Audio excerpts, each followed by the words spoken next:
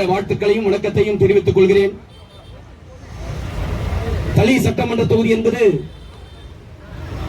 பூகோள ரீதியாக தமிழ்நாட்டில் ஒரு வேறுபட்ட ஒரு தொகுதி. பல்வேறு மொழிகளை, கலாச்சாரங்களை, பண்பாட்டுகளை கொண்ட ஒரு தொகுதி. பூகோள ரீதியாகவும் வனங்கள், மலைகள் கொண்ட ஒரு தொகுதி. 1977ஆம் ஆண்டு இந்த தொகுதி உருவாக்கப்பட்டதிலிருந்து பல மலை கிராமங்கள் அடர்ந்த வனப்பகுதியில் இருக்கின்றன. சுதந்திரம் பெற்று 78 ஆண்டுகளுக்கு பிறகும் கூட அந்த மலை கிராமங்களுக்கு சாலை வசதி இல்லாமல் கற்காலத்திலே வாழ்வதைப் போல கழுதைகளிலே பொருட்களை ஏற்றிக் கொண்டு சென்றிருந்தார்கள். அதோடு மட்டுமல்ல, மலை கிராமங்களுக்கு மின்சார வசதி இல்லாமல் இருந்தது. 2006க்கு பிறகுதான் மலை கிராமங்களுக்கு எல்லாம் மின்சார வசதி, சாலை வசதி, குடிநீர் வசதி, சுகாதார வசதி உள்ளிட்ட குறைந்தபட்ச அடிப்படை பிரச்சனைகளும் நான் 3 முறை சட்டமன்ற உறுப்பினராக இருந்த காலத்திலும், நம்முடைய அண்ணன் வை பிரகாஷ் அவர்கள் ஒரு முறை சட்டமன்ற உறுப்பினராக இருந்த காலத்திலும் தான் இந்த மலை கிராமங்களுக்கெல்லாம் இன்றைக்கு சாலைகளும் அடிப்படை கட்டமைப்பு வசதிகளும் ஏற்படுத்தி கொடுக்கப்பட்டிருக்கிறது. இந்த தொகுதியில் ஒரே ஒரு கல்லூரி கூட இல்லாமல் இருந்தது. கடந்த 5 ஆண்டுகளுக்கு முன்பு இதே பேருந்து நிலையத்தில் வாக்கு சேகரிக்க வருகை தந்த போது பழங்குடி மக்கள், மலைவாழ் மக்கள், விளிம்பு நிலை மக்களுக்கு உயர்கல்வி என்பது எட்டாக்கடியாக இருக்கிறது. ஆகவே தளி தொகுதியில் ஒரு அரசு கலை அறிவியல் கல்லூரியை ஏற்படுத்தி கொடுக்க வேண்டும் என்ற கோரிக்கையை வாக்காளர்கள் இடத்திலே வைத்தார்கள். நிச்சயமாக வாக்களியுங்கள், வெற்றி பெற்றால் அந்த கோரிக்கை நிறைவேற்றப்படும் என்ற வாக்குறுதி கொடுத்தேன். இன்றைக்கு தேன்கனி கோட்டையில் 20 கோடி ரூபாய் மதிப்பீட்டில் அரசு கலை அறிவியல் கல்லூரியை கொண்டு வந்திருக்கிறோம். 15 கோடி ரூபாயில் நம்முடைய முதலமைச்சர் ஐடிஐ கல்லூரியை கொடுத்திருக்கிறார்.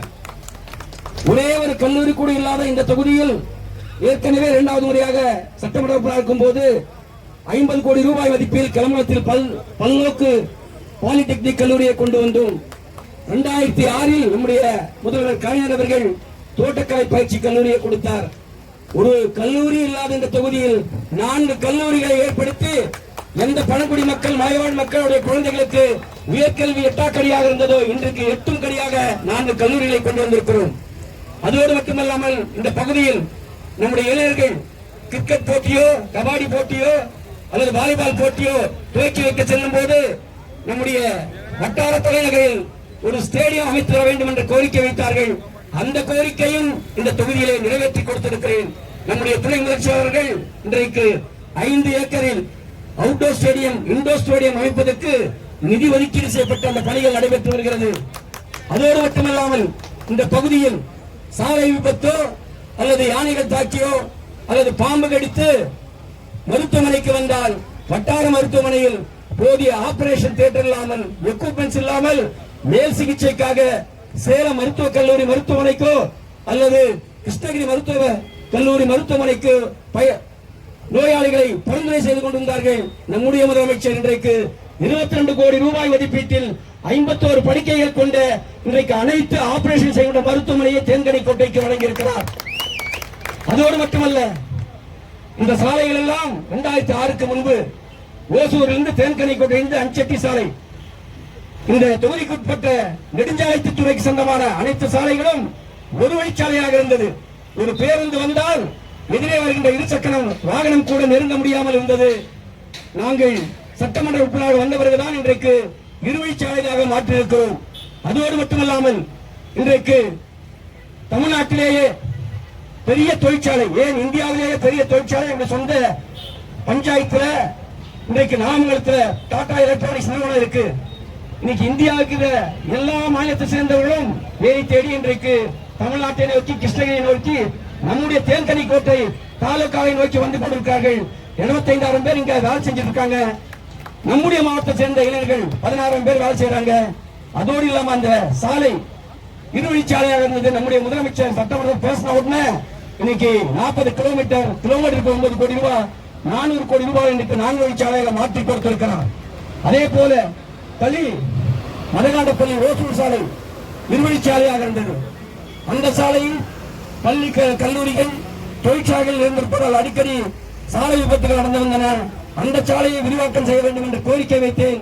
நம்முடைய முதலமைச்சர் இன்றைக்கு 250 கோடி ரூபாய் மதிப்பில் அந்த 4 வழிச்சாலை பணிகளை செய்து கொண்டிருக்கிறார். அதோடு மட்டுமல்லாமல் இந்த பகுதியில் விவசாயிகளுக்கு பெரிய பிரச்சனை வனவிலங்குகள் பிரச்சனை. மனித வனவிலங்குகள் மோதல் என்பது தொடர்ந்து இருந்து கொண்டே இருந்தது. ஆகவே வனவிலங்கும் மனித மோதலுக்கு முற்றுப்புள்ளியாக சோலார் ரோப் அமைக்க வேண்டும் என்ற கோரிக்கையை கடந்த தேர்தல் நேரத்தில் விவசாயிகள் வைத்தார்கள்.